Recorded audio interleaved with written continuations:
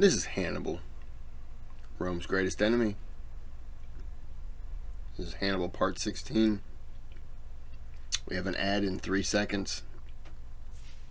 Let's get to that ad so we can get to the, I almost said movie, video.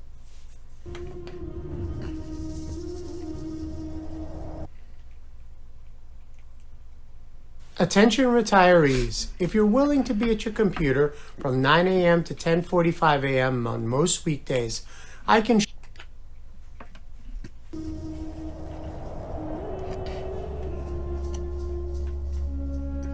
While Hannibal worked to add to his list of allies, his other objective was reinforcements.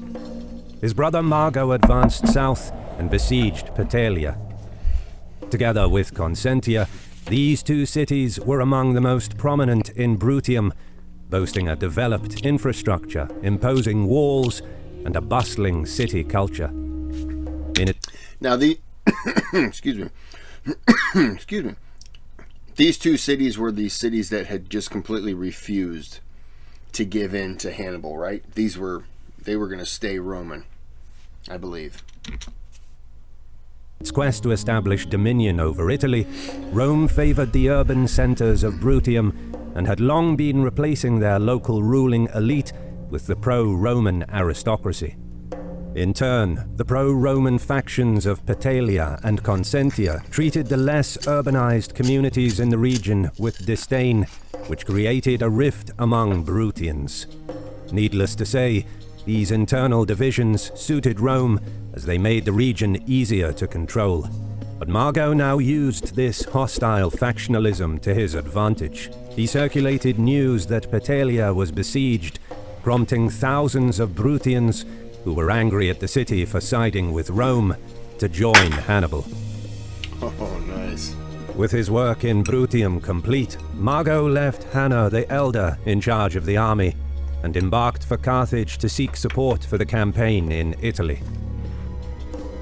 By this stage, neither side was the undisputed master of the sea. While Rome had overall superiority, the Carthaginian navy had significantly recovered from the setback earlier in the war.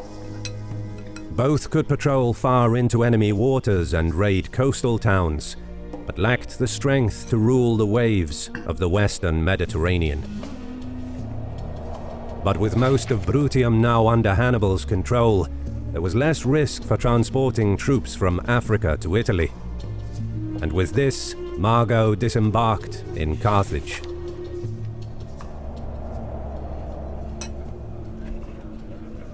Murmurs reverberated in the packed Senate hall. In attendance, all of Carthage's notables anxiously waited.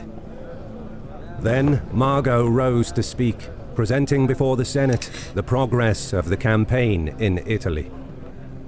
Colleagues, countrymen, since crossing the Alps, Hannibal had won several victories, including 3 great pitched battles against Rome's main armies, 2 of which were completely destroyed and their camps looted. And now the Romans avoid fighting us altogether out of fear.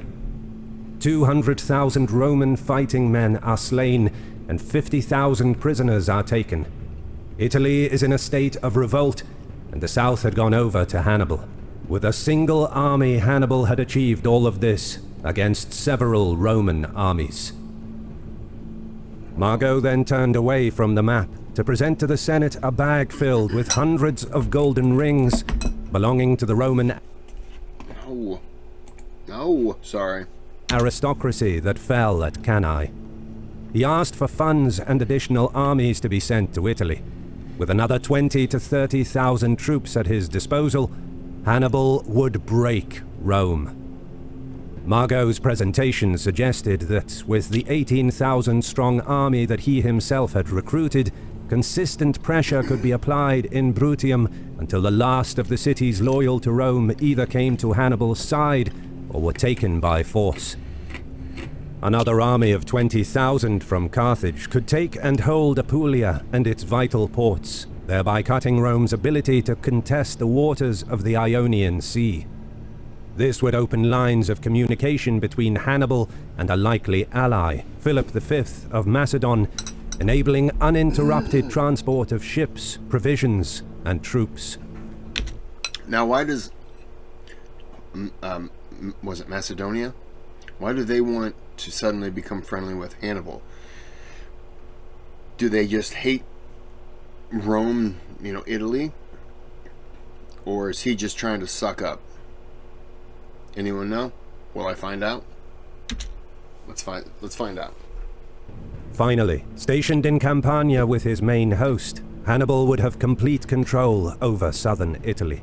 With 3 armies in close proximity, capable of quickly combining their forces, as well as controlling their respective areas individually, Carthaginian authority over local communities and cities would be absolute. As such, Hannibal could fully exploit southern Italy's manpower and resources to beat the Romans at their own game, the war of attrition, and could use his tactical brilliance to dominate the Romans on the battlefield. Hearing Mago's report, most of the Senate rejoiced. But, as fortunes of war would have it, Hannibal's worst enemies were not in Rome, but in Carthage. When Hanno II stood up to speak, a heavy silence fell upon the room. He was an immensely powerful aristocrat and a veteran commander, albeit not a very competent one. Most of his wealth and political power was derived from his stake in the silver mines of Iberia and the heavy taxation he imposed on African tribes that lived on the vast expanses of land which he owned.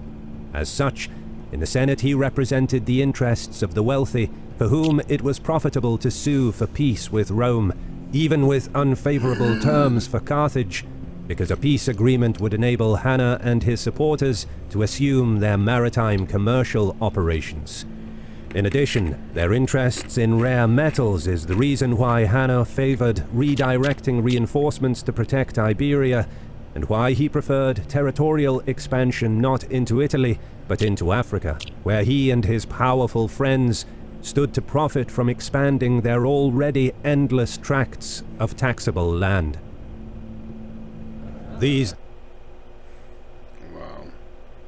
Everything you've ever been told about dieting and nutrition is wrong.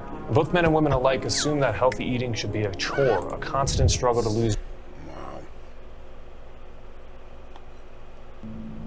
These discrepancies between the interests of the super-wealthy and the war effort of Carthage was what made Hanno the leading opponent of the Barca family and their war of conquest in Italy.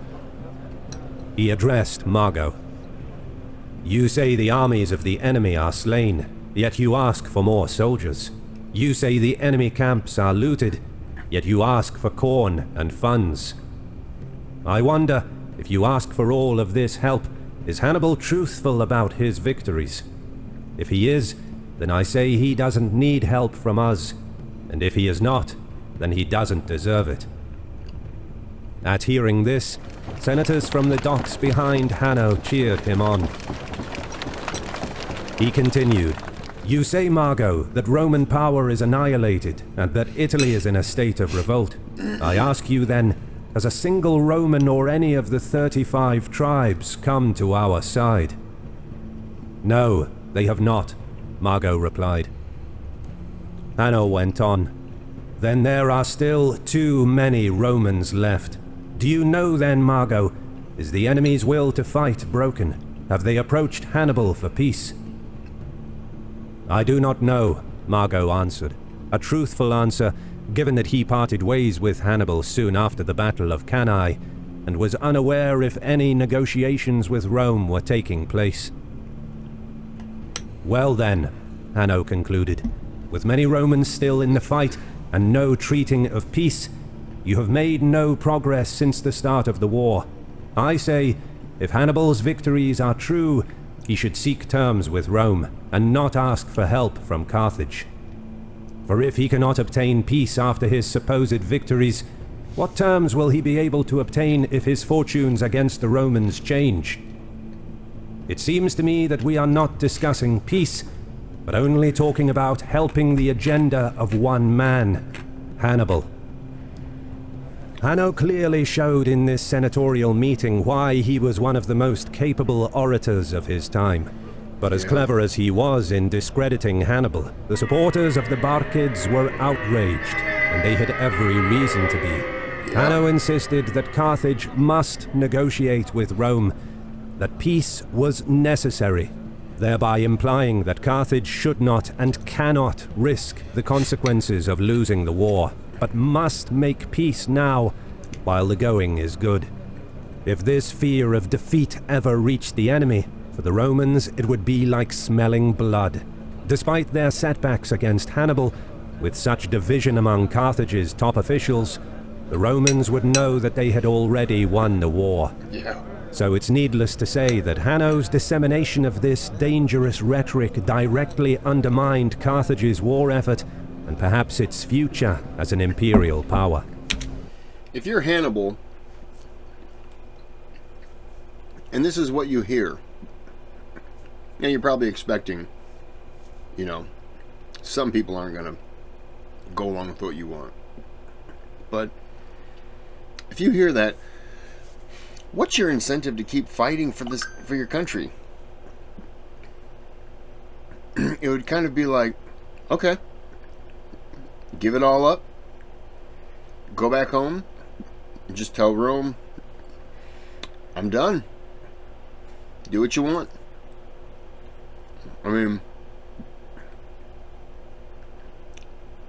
I mean that's a tough thing. I don't know if I could actually do that, but hey, look, if they don't want that, they don't want to help me, then here you go. What a dick move. I don't like that guy. As Hannibal once said to his men, war is won by those who are ready to conquer or die. Yes, it is. And Rome had already shown its readiness to conquer or perish. Carthage, having chosen to walk the path of empire for 600 years, had to show that same resolve if it was to be victorious and retain its imperial status. Not if you're talking about suing for peace. You've already pretty much surrendered. Hannibal's supporters further argued that, as the only man who showed consistent success in command, deep in enemy territory no less, he must be supported, even if Iberia was lost. In their view, to conquer a peace agreement at the gates of Rome meant that the withdrawal of Roman troops from Iberia could be demanded as a condition during negotiations, and Carthaginian dominance over the western Mediterranean could be restored. Amidst this ongoing political turmoil in Carthage, the majority of the Senate was nevertheless impressed enough with Mago's report to vote in favor of sending him back to Italy with an army and funds to aid Hannibal. A host of 12,000 African infantry, up to 6,000 Numidian cavalry, and around 40 elephants were to be assembled. But Hanno's political tentacles reached across the empire, and he would severely slow down the recruitment of Hannibal's reinforcements at every turn, prolonging the process for around 6 months. Jesus. Then, as the latter days of autumn brought with them the scent of the stinging coldness that was just around the corner, a message arrived from Sardinia. It was from Hampsi Cora of Cornus, a Sardo-Punic political leader and one of the richest landowners of Sardinia. Much of the island was still dominated by the Punic elite, especially along the western and southern coasts, which were part of the Carthaginian Empire for over 250 years, until Sardinia came under Roman control just 20 years ago, in 237 BC. This resulted in a strained relationship between the Romans and Sardinia's ruling class and its population. Occasional clashes flared up, but the legions were largely able to keep the peace and exploit the island's rich resources of grain, salt, wine, and olives, as well as several big mining operations of gold and silver, a valuable source for minting new currency, and lead, which was used in various fields of civil life, from crockery to water pipes. But most importantly, Sardinia was a vital point for controlling access to Roman waters and could serve to intercept Carthaginian shipping to the south. However, the situation was now ripe for revolt. The ambassadors that carried the message pleaded for help, and the Carthaginian Senate made a decision to mobilize another army of 12,000 infantry and 1,500 horse to be sent to Sardinia under the command of Hasdrubal the Bold. Meanwhile, on the restive island, Hampsicora was joined by Hanno of Tharos. Their combined force motivated more cities to rise up, and some of the inland tribes pledged their support as well. Rebellion in Sardinia had begun. News of the unrest had reached Praetor Quintus Mucius Scaevola, a member of the ancient and noble patrician family. He immediately sent word back to Rome, asking for help. The Roman legion under his command was under strength due to sickness that he too suffered from and was unable to perform his duties. Provisions and payments for the troops were irregular amidst the chaos of the war, which only made the situation worse. Upon receiving his message, the Roman Senate hurriedly sent Titus Manlius Torquatus with a small contingent and provisions to patch up the legion in Sardinia. Titus was a distinguished Roman politician, twice a consul in 235 and 224 BC, and a member of the Manlia family, one of the most important patrician families of the Republic. Once he disembarked at Cagliari, Titus temporarily assumed command, bringing news that more reinforcements would come next spring. But upon learning of the activities of the rebels, he realized that he would not be able to hold out through the winter. The legion was still under strength and in poor health. Worse, once the Sardo-Punic army fully mobilized, they would outnumber the Romans at least 2-1, and this ratio would rise to 4-1 if the Carthaginians managed to reach the island before winter. Something needed to be done now, so Titus took provisions to last a few days and gathered no more than 6,000 men that were fit to march towards Cornus. Meanwhile, Hampsicora journeyed into the Sardinian interior to recruit troops from the tribes that declared their support for the uprising. He left his son Hiostus in charge of the 10,000-strong army and a collection of provisions until he returned. But Titus was closing in fast. Is he going to attack? On approach, the numerical advantage of the Sardo-Punic army was clear. Tucked in between the sea to the west and the hills to the east, they held a strong position with the walls of Cornus behind them. But Titus observed that the enemy was not in full battle order and that no archers were manning the walls. It appeared as if they were not expecting a battle. He ordered the Roman line forward.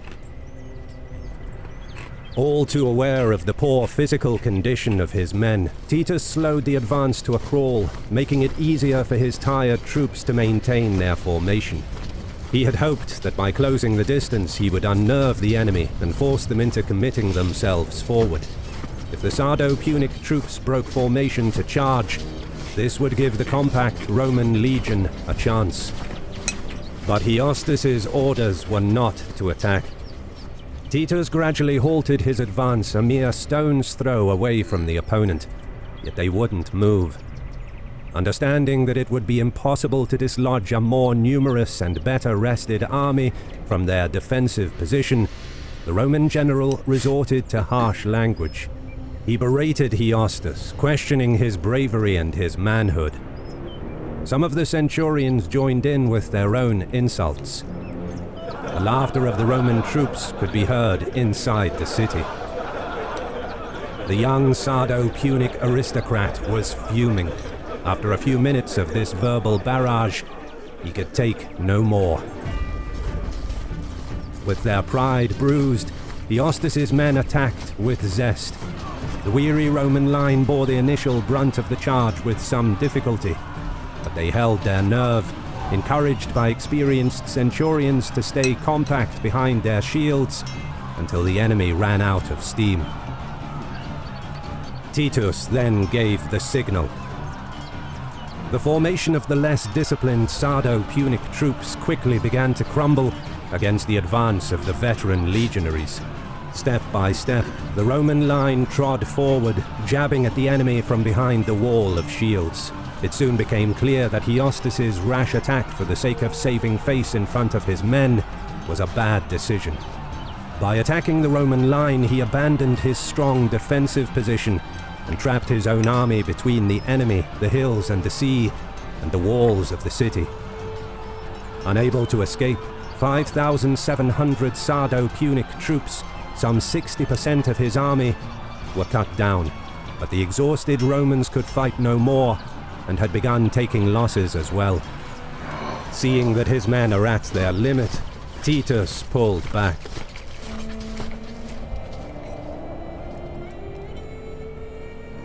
The Roman victory at Cornus did not succeed in destroying one Sardo-Punic army before another one could be assembled, but it gave Titus some time to prepare for the next encounter. Many of his men died on the way back due to exhaustion and sickness, but Titus's swift action killed off some of the best troops that the rebel cities could levy and had put a dent in the morale of the Sardo-Punic army. Whatever troops Hampsicora recruited from the other cities and tribes further inland, he would now likely be more inclined to wait for the Carthaginian army to come to his aid than to take on the Romans himself. For now, the Roman army in Sardinia held on. I was going to say, he might have, all the troops he got might have just only been able to replace what was killed. You know, I don't know. It didn't give a number, but... Having received orders from Carthage to lead his army overland at the earliest opportunity and join his brother Hannibal in Italy, Hasdrubal Barca continued his preparations after crushing the Tartessi rebellion earlier in the year. But, in a detailed report sent to the Senate, he insisted they send him a successor with a strong army to guard Carthaginian possessions in the Iberian Peninsula. Hasdrubal asserted that, even if all should go well, his successor in Iberia would not find it to be a peaceful province. This advice left a deep impression and received widespread support in the Carthaginian Senate. Throughout September and October, Himilco was put in charge of assembling an army of at least 20,000, along with an augmented fleet, and tasked with defending Iberia both by sea and land. Hasdrubal's assertions were not without merit. The stockpiling of provisions and the collection of tribute from the subjugated population to finance the upcoming campaign stirred up rumors that the Carthaginian army was leaving, which was enough to fan unrest among the locals. There was real danger that once Hasdrubal marched off to Italy, many of the tribes would either revolt or join the Romans. Himilco arrived in late autumn 216 BC, signaling the start of the campaign to drive the Scipio brothers out of Iberia.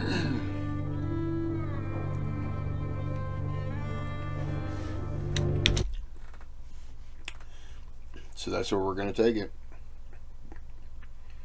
It's about to be the Scipio brothers' time.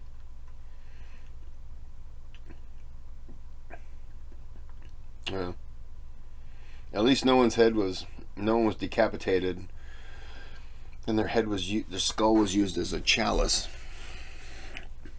At least we got to take a little break from all that, our trees cut down and pushed on top of people. That one was still crazy. Okay, well, I'm going to end this here so I can hurry up and jump into the next one. So, have a good day. Have a good night.